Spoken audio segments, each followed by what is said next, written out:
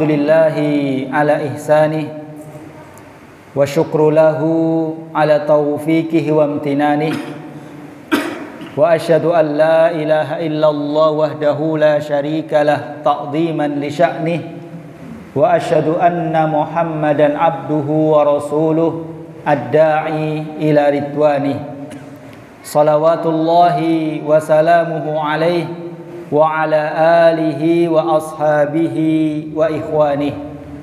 Allahumma la ilma lana illa ma 'allamtana. Allahumma 'allimna ma yanfa'una wanfa'na bima 'allamtana warzuqna ilma. Amma ba'du, kaum muslimin muslimat, Bapak Ibu jamaah kajian Masjid Jamiul Khair dan para pemirsa Lentera Sunnah dimanapun berada yang semoga senantiasa dimuliakan oleh Allah Subhanahu wa ta'ala. Alhamdulillah, kita bersyukur kepada Allah yang telah mengumpulkan kita di tempat yang paling baik, di salah satu dari rumah-rumah Allah Subhanahu wa ta'ala, di salah satu dari majlis-majlis ilmu. Kita mohon kepada Allah Subhanahu wa ta'ala agar memberikan kepada kita taufik sehingga kita bisa istiqomah di atas jalan thalabul ilmi. Kaum muslimin muslimat rahimani Allah wa iyyakum, insyaallah pada kesempatan kali ini kita akan melanjutkan mengkaji kitab fikih, yaitu kitab Al-Wajiz yang ditulis oleh Asy-Syaikh Ad-Doktor Abdul Adim Badawi hafizahullah. Dan sekarang kita akan melanjutkan bab tentang kewajiban-kewajiban salat, wajibatus shalah, kewajiban-kewajiban salat. Ya, di sini menyebutkan ada 3 kewajiban salat dan 2 sudah kita sebutkan. Insyaallah pada kesempatan kali ini kita akan membahas ya kewajiban salat yang ketiga. Namun sebelumnya sedikit kita mengulang ya, kewajiban salat ini merupakan sesuatu yang harus kita lakukan ketika kita salat. Ya, apabila ya kewajiban tersebut kita tinggalkan secara sengaja, maka konsekuensinya yang pertama kita berdosa karena meninggalkan dengan sengaja kewajiban-kewajiban salat. Kemudian yang kedua, apabila kewajiban tersebut ada di dalam salat, ya kemudian kita tinggalkan secara sengaja, maka ya salat kita akan batal. Ya kan? Ya, membatalkan salat.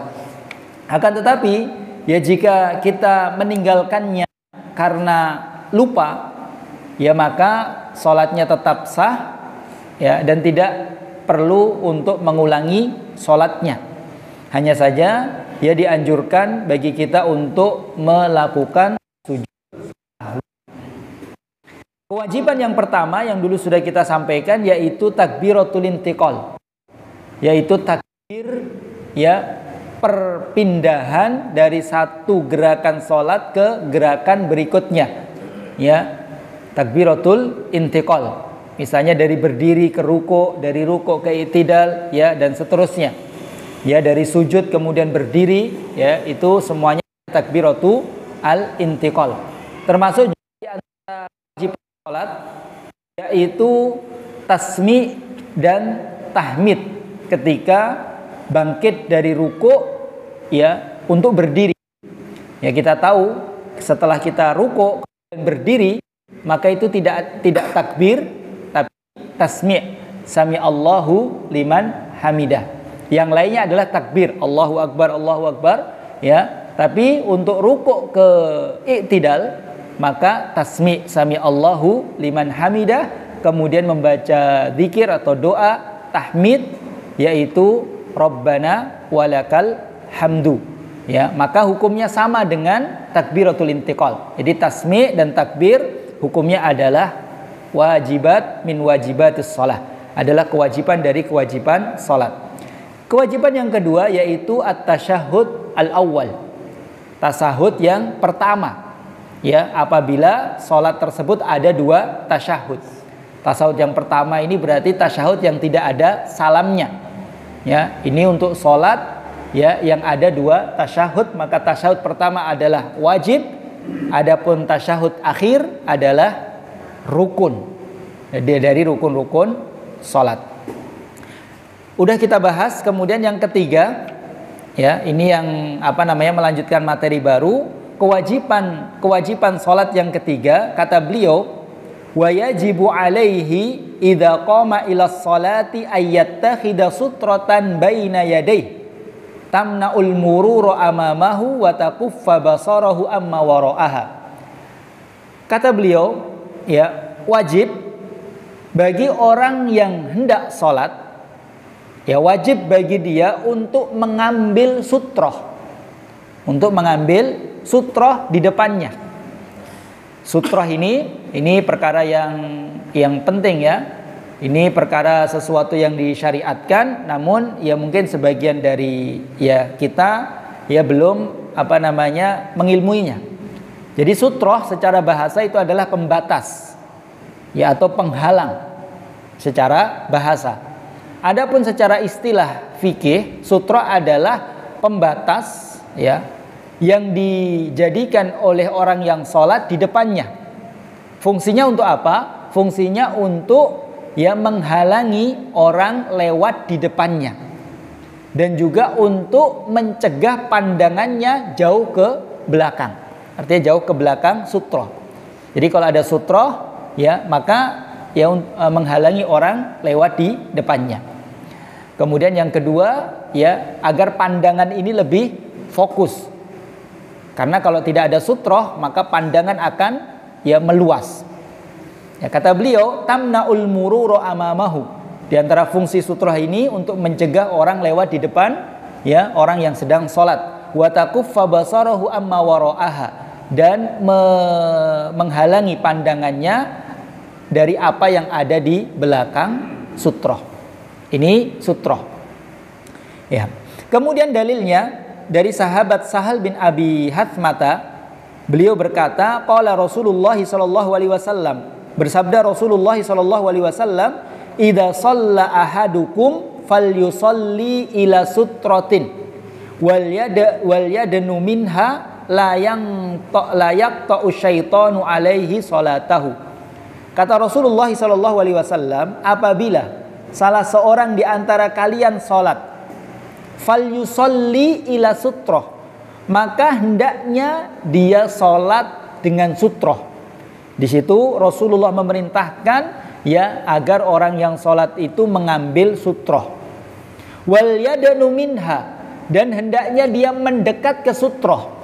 Nanti akan kita sebutkan berapa jarak antara kita berdiri dengan sutroh. Nah, di sini Rasulullah memerintahkan kita agar kita mendekat. Jadi sutroh itu dekat. La yaqta'u syaitanu alaihi salatahu, sehingga kalau ada sutroh, maka syaitan tidak bisa memutus sholatnya. Ya, nanti akan kita sebutkan, ya, bahwasanya kalau orang yang sedang sholat, ya, kemudian tidak ada sutroh, ya, maka bisa saja sesuatu lewat itu akan membatalkan sholatnya. Apa saja yang membatalkan sholat ketika lewat di depan orang yang sedang sholat, nanti insya Allah akan kita sebutkan. Jadi di dalam hadis tersebut, ya, Rasulullah SAW memerintahkan orang yang sholat untuk mengambil sutroh dan mendekat kepada sutroh. Kemudian hadis yang lain, hadis dari sahabat Ibnu Umar, bahwasanya Rasulullah SAW bersabda, la tusalli illa ila sutroh, janganlah engkau sholat kecuali sholat dengan sutroh. Ya, yang pertama tadi, hadis tadi memerintahkan kita untuk sholat dengan sutroh. Hadis yang kedua sebaliknya, Rasulullah melarang kita sholat kecuali harus dengan sutroh. Ini sama saja, ini perintah agar kita sholat dengan mengambil sutroh. Wala tada ahadan yamurru baina yadaika, dan janganlah engkau membiarkan seorang pun lewat di depanmu. Fa in aba faltuqatilhu fa inna ma'ahul qarin. Tapi kalau sudah dicegah orang lewat, sudah kita cegah tapi dia melawan, dia memaksa untuk lewat, maka lawan dia. Karena sesungguhnya bersama dirinya itu ada setan. Itu ada setan yang sengaja mengganggu ya kekhusyuan orang yang sedang sholat. Jadi kaum muslimin muslimat rahimani Allah wa iyyakum, dari dua hadis tersebut, ya, hadis dari sahabat Sahal bin Abi Hatmah dan hadis dari sahabat Ibnu Umar, di sini Asy-Syaikh itu berpendapat bahwasannya sutroh hukumnya adalah wajib. Sutroh hukumnya adalah wajib. Ya, namun ya perlu kita sampaikan bahwasannya ya ada perbedaan pendapat dari kalangan para ulama tentang hukum sutroh. Sebetulnya semua para ulama mereka sepakat akan disyariatkannya sutroh. Di seluruh para ulama dari semua madhab yaitu sepakat bahwasanya sutroh adalah sesuatu yang dianjurkan, yang disyariatkan. Hanya saja mereka berselisih pendapat apakah diwajibkan atau disunnahkan. Ya, sebagian para ulama ya diantaranya adalah Al-Imam Asy-Syaukani, kalau ulama zaman sekarang yaitu Syekh Al-Albani rahimahullah, dan juga beliau ya di dalam kitab Al-Wajiz ini berpendapat bahwasanya sutroh adalah wajib. Karena Syekh Abdul Adzim Badawi ya yang kitabnya kita baca sekarang ini adalah termasuk murid dari Syekh Al-Albani rahimahullah. Jadi beliau mengikuti pendapat gurunya. Ya. Dalilnya mana? Dalil para ulama yang mengatakan bahwasanya sutroh itu adalah wajib. Dalilnya hadis-hadis yang kita baca. Hadis-hadis yang kita baca di situ Rasulullah memerintahkan. Dan dalam kaidah fikih, asal hukum perintah adalah wajib. Jadi kalau ada perintah dari Allah, ada perintah dari Rasulullah, maka perintah tersebut, apa yang diperintahkan itu, hukum asalnya adalah wajib, harus dikerjakan. Kecuali ada dalil yang lain yang memalingkan dari hukum yang wajib menjadi hukum yang lain, menjadi hukum sunnah atau yang lainnya. Tapi kalau tidak ada dalil yang memalingkan dari hukum asalnya wajib kepada yang lain, maka kembali kepada hukum asal yaitu wajib. Namun sebagian para ulama dan mayoritas para ulama, jumhur para ulama, hampir kebanyakan para ulama ya berpendapat bahwasannya sutroh ini hukumnya adalah sunnah. Ya, sutroh hukumnya adalah sunnah. Jadi lebih baik mengambil sutroh, tapi kalau tidak mengambil sutroh maka tidak mengapa. Ini sunnah. Ini pendapat dari hampir kebanyakan para ulama, entah itu dari kalangan Malikiyah, Hanafiyah, Hambali, ya Syafi'iyah dan yang lainnya mengatakan bahwasanya sutroh hukumnya adalah sunnah. Apa dalil mereka mengatakan bahwasanya sutroh itu adalah sunnah? Yang pertama, memang Rasulullah di dalam beberapa hadis memerintahkan, dan hukum asal perintah adalah wajib. Tapi di dalam hadis-hadis yang lain menunjukkan bahwasannya ya sutroh itu ya bukan wajib tapi sunnah. Ada dalil yang memalingkan dari hukum asal wajib menjadi hukum sunnah. Apa dalilnya? Dalilnya yang pertama bahwasannya disebutkan oleh sahabat Abdullah ibnu Abbas radhiyallahu anhu bahwasannya beliau mengatakan Rasulullah sallallahu alaihi wasallam yusalli bi Mina ila ghairi jidarin. Bahwasanya Rasulullah ya pernah salat di Mina tanpa mengambil sutroh. Pernah ya disampaikan oleh sahabat Ibnu Abbas, Rasulullah salat di Mina tanpa mengambil sutroh. Juga disampaikan oleh sahabat Abdullah ibnu Abbas bahwasanya Rasulullah salat di tempat yang terbuka, ya, di tempat yang terbuka. Ya, dan beliau tidak mengambil sutroh. Ya. Kemudian juga Rasulullah SAW bersabda, "Idza shalla ahadukum ila syai'in yassuruhu minan nas." Jika salah seorang di antara kalian salat dan kalian mengambil sutroh. Di situ Rasulullah mengatakan jika salah seorang di antara kalian salat dan dia mengambil sutroh.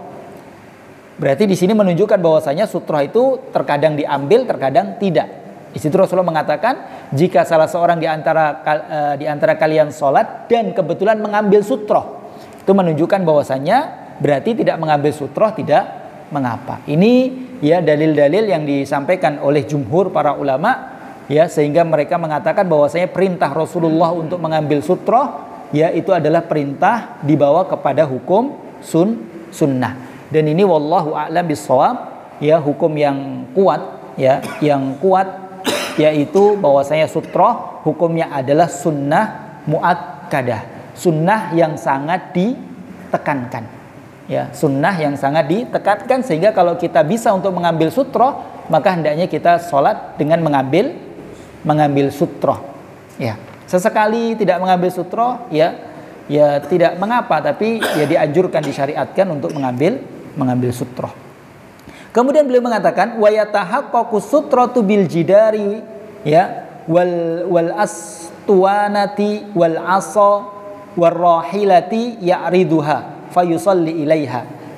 Ya, sekarang beliau mau menjelaskan kepada kita apa saja yang bisa kita jadikan sutroh, ya, apa saja yang bisa kita jadikan sutroh. Karena sebagian orang yaitu menganggap bahwasanya cukup sajadah itu bisa dijadikan sutroh, atau cukup garis saja, garis itu bisa diambil sutroh. Misalnya kita sholat di sini, ini bisa diambil sutroh, dan itu ada pendapat, ya, namun yang benar wallahu a'lam bahwasanya sutroh itu, ya, bisa dibuat dari yang pertama adalah dinding, ya, dinding, tembok, ya, atau barang-barang seperti drum atau yang lainnya. Di sini dikatakan drum atau tongkat, ya, atau hewan tunggangan. Ketika kita sholat misalnya di padang lapang tanah yang kosong begitu, tidak ada apapun, ya, maka bisa dijadikan hewan tunggangan sebagai sutroh, dan itu dilakukan oleh beberapa, ya, sahabat atau yang lainnya. Wa aqallu ma yujzi'u mislu mu'khiratir rahli, dan batas minimal yang bisa dijadikan sutroh kata beliau yaitu seperti setinggi belakang pelana tunggangan. Jadi kalau di tunggangan unta atau kuda itu ada pelananya, ada tempat duduknya. Nah, itu bagian belakangnya, tempat bersandarnya, ya. Kata Rasulullah SAW, "Idza wada'a ahadukum baina yadayhi mithla muakhiratir rahli falyusalli." Ya, jika salah seorang di antara kalian telah meletakkan sesuatu setinggi, ya, pelana muakhiratur rahli, itu pelana kuda, maka sholatlah menghadap ke sutroh tersebut. Jadi di situ Rasulullah menentukan, ya, batas minimal, ya, yang bisa dijadikan sutroh itu seperti tempat duduk di atas tunggangan. Para ulama memperkirakan berapa tingginya. Sebagian mengatakan, dari pendapat yang banyak, yaitu 2/3 hasta. 2/3 hasta, satu hasta itu dari ujung jari sampai siku. Ini satu hasta. Itu sekira-kira 2/3 hasta. Ya, 2/3 hasta, ya. Dan sebagian para ulama mengatakan satu hasta, jadi satu dari ujung jari ke siku. Itu berapa sentimeter, Pak? Sebagian, ya, para ulama mengatakan, ya, kurang lebih 30 sentimeter. Ini bisa jadikan sutroh? Bisa. Meja? Bisa. Ya, paling enggak semeja ini. Ya. Yang tidak bisa misalnya HP itu belum masuk batasan. Ya, ini pendapat yang kuat, ya. HP belum, ya. Atau misalnya yang biasa batu kecil belum. Kalau batu besar, kalau kerikil, ya, belum. Jadi batu yang besar, artinya satu hasta, kurang lebih 30 cm. Pas itu satu penggaris itu, Pak, ya. Penggaris itu 30 cm. Ya, nggak usah diukur, dikira-kira saja. Ya, dikira-kira. Nah, itu. Kemudian kata beliau, dunu al-musalli minas sutroh. Kemudian yang dianjurkan yaitu mendekat ke sutroh. Ada sutroh tapi jangan jauh. Jadi harus mendekat. Ya, sama saja. Saya ada sutrohnya. Mana sutrohnya? Di sana tembok. Ya. Saya sholatnya sholatnya di situ. Saya sholat pakai sutroh. Mana sutrohnya? Ini. Ya, itu terlalu jauh. Jadi, ya, di samping ada perintah untuk mengambil sutroh, ada perintah untuk mendekat kepada sutroh. Sebagaimana hadis dari Bilal, bahwasannya beliau mengatakan annahu sallallahu alaihi wasallam shalla wa bainahu wa bainal jidari nahwun min thalathati adru. Kata Bilal melihat bahwasanya Rasulullah itu sholat, ya. Ini para sahabat menyampaikan berapa jarak antara sholatnya Rasulullah dengan sutroh. Bilal mengatakan antara Rasulullah dengan tembok, ya, dengan sutrohnya itu sekitar 3 hasta. 3 hasta. 1 hasta itu satu seperti ini, Pak. 3 hasta. Berarti berapa itu? Ini segini berapa meter ini, Pak? Ini setengah ini. Ya, ini setengah meter. Enggak sampai. Ya, kurang lebih ya berarti 1,3 meter. Ya. Wadzalika fi halil qiyam. Itu kalau berdiri. Jadi ketika Rasulullah berdiri, jarak antara beliau dengan sutroh itu 3 hasta. 3 hasta ini diperkirakan 3 hasta. Jadi ya pas banget. Wa an Sahli bin Sa'din, dari sahabat yang lain, dari Sahal bin Sa'ad, beliau mengatakan kana baina musalla Rasulillah sallallahu alaihi wasallam wa bainal jidar, jarak antara Rasulullah dengan jidar dengan sutra ini berbeda lagi, yaitu mamarrusati, ya, cukup hanya dilewati kambing.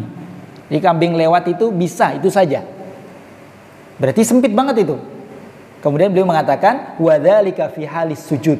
Itu kalau ini hadis Sahal bin Sa'ad itu ketika Rasulullah itu sujud. Jadi kalau sujud masih ada space, masih ada jarak antara sujudnya Rasulullah dengan sutroh, itu hanya lewat kira-kira lewat kambing. Jadi hanya sedikit. Jadi memang tidak mepet, ya. Ketika sujud itu masih ada jarak sangat sedikit. Ya, kira-kira ya berapa senti masih ada jarak. Nah, seperti itu. Ini ya jarak antara orang yang sholat dengan sutroh. Berarti jauh atau dekat itu, Pak? Ya, ya sangat dekat. Ya sangat dekat. Ya. Oleh karenanya misalnya, ya kemarin disampaikan misalnya ya kita sholat kepada sutroh, ya kemudian sutrohnya hilang. Misalnya kita bersutroh kepada manusia, orang, itu boleh. Ya, ada orang duduk, kita sutroh, orangnya pergi. Dan di depan sehingga di depannya lagi ada sutroh lagi. Kalau tidak terlalu jauh, ya maka kita maju mendekat kepada sutroh. Tapi kalau terlalu jauh, kalau harus jalan itu ya lama gitu, jauh, maka tidak perlu, karena pergerakan yang banyak dalam sholat itu dapat membatalkan sholat, ya. Kalau jauh sekali ya nggak usah. Dan geraknya mencari sutronya bisa ke depan, bisa ke samping, bisa ke depan, bisa ke samping. Misalnya sholat di sini, ya di sini ada orang, ya. Kemudian orangnya pergi, kita di sana. Kalau mau maju susah, maka belok ke samping sini. Kebetulan di sini ada sutroh, maka bisa ke samping. Itu. Kemudian berikutnya fa idza takhadha sutrata fala yada syai'an yamurru bainahu wa baina sutroh. Kalau ya orang sudah mengambil sutroh, maka jangan biarkan sesuatu apapun lewat di antara dia dengan sutroh. Jadi ya kalau sudah ada sutroh, maka nggak boleh ya orang lewat atau sesuatu apapun lewat antara dia dengan sutroh. Tidak boleh. Ya. Sebagaimana ya disampaikan oleh sahabat Abdullah bin Abbas, ya bahwasanya Nabi SAW sholat, kemudian lewat seekor kambing, maka Rasulullah mendahului ke kiblat, ya sehingga kambing tidak bisa lewat, dan Rasulullah sujud, ya bukan sujud, mendekat ke kiblat, jadi mendekat ke sutroh. Jadi Rasulullah sholat, ada seekor kambing mau lewat, maka Rasulullah mendekat ke sutroh, ya sehingga kambingnya tidak bisa lewat. Kemudian setelah lewat baru ya mundur lagi, artinya menghalangi sesuatu untuk lewat di depannya.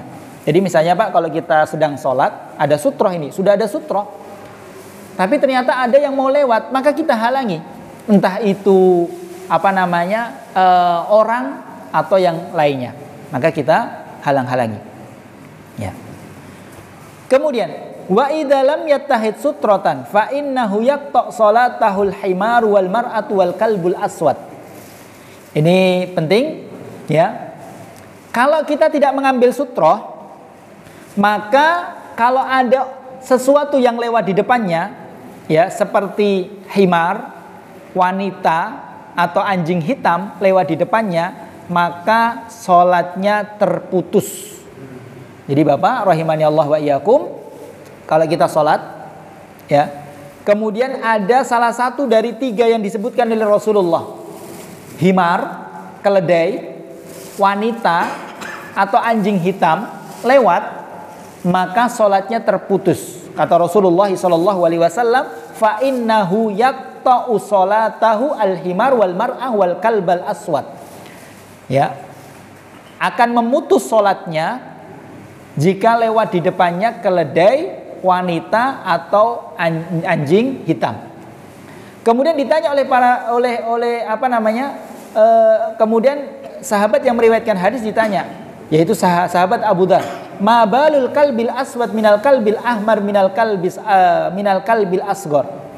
Wahai Abu Dzar, apa bedanya anjing hitam dengan anjing merah atau anjing kuning?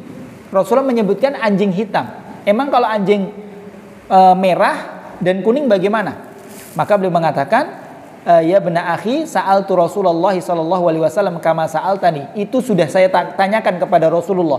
Kalau yang lewat anjing selain anjing hitam bagaimana? Maka Rasulullah mengatakan al kalbul aswatu syaiton. Ya, anjing hitam itu adalah syaiton. Jadi kalau ada anjing yang lain, maka tidak membatalkan sholat. Tapi kalau yang lewat anjing hitam, keledai atau wanita, maka memutus sholat. Para ulama berbeda pendapat apa maksudnya memutus sholat. Sebagian para ulama mengatakan sholatnya batal. Ya, sholatnya batal. Jadi kalau kita sholat nggak ada sutroh, kemudian ada wanita lewat, atau misalnya ada keledai atau anjing hitam lewat, maka sholatnya batal. Tapi ya pendapat jumhur para ulama, ya, bahwasanya maksudnya terputus itu bukan batal, tapi ya kekhusyuan sholatnya ya itu terputus.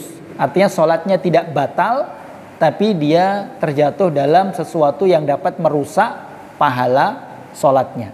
Jadi kalau kita sholat, ada wanita lewat di depan kita, atau ada keledai lewat, anjing hitam lewat, sholatnya tetap sah, maka akan mengurangi kesempurnaan sholat.